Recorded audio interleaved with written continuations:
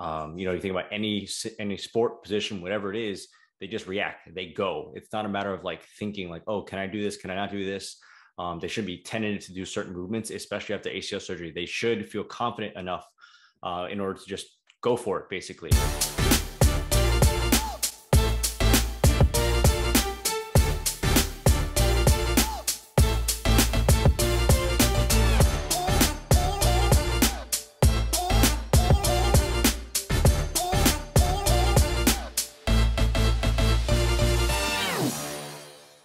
In this video, I'm going to be breaking down one of my favorite late stage reactive tennis ball or lacrosse ball exercises.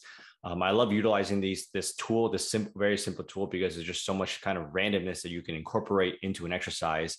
And one of the biggest things is the fact that when you do different movements with this, with the tennis ball or lacrosse ball, is the fact that the athlete is focused on catching the ball and then going to get the next one, as opposed to thinking about what their legs are doing. And there's extensive research out there about how neuroplasticity is affected after ACL surgery, and essentially just how much the brain is affected and how much we rely on vision to do certain things. And when you add all that together, that basically just means that your body is not moving as naturally or fluid as it needs to after ACL surgery.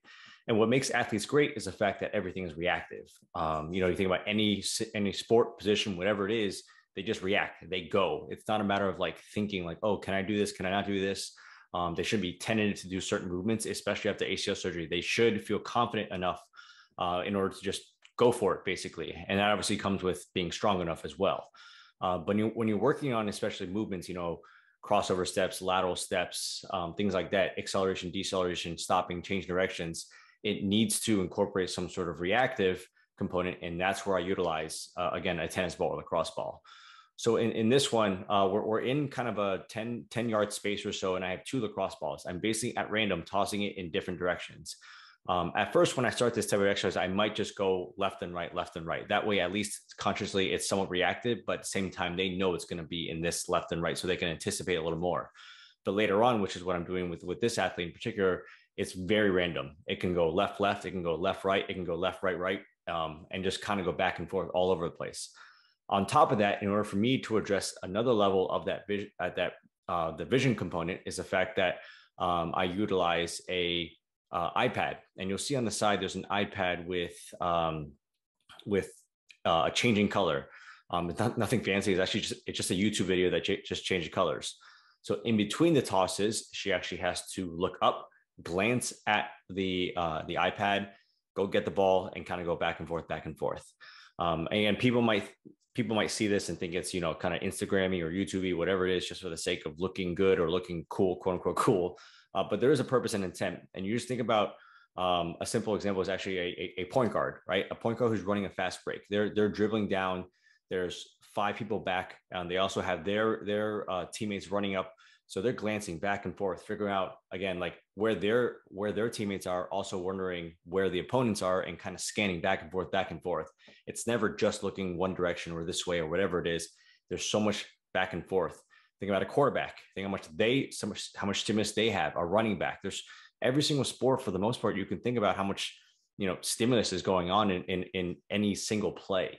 And that's why these exercises are so important to incorporate, again, a reactive component and a visual component as well. And there's a kind of a cognitive component, because she has to call to color the correct color that shows up on the iPad.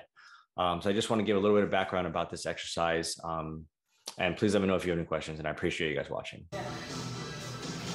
Blue, green, orange,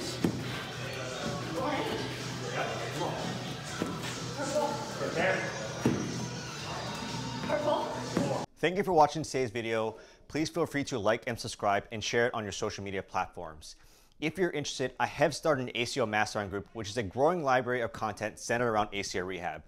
It has exercises ranging from immediate post-op to late-stage sport-specific movements and everything in between. It's a growing library and currently holds over 250 videos. There's content centered around assessments, movement breakdowns, exercise breakdowns, case studies, and a whole lot more. You also gain access to a private forum where you can engage with like-minded people, ask questions, share research articles, and share resources. If you're interested, please feel free to click the link below. Thank you for watching.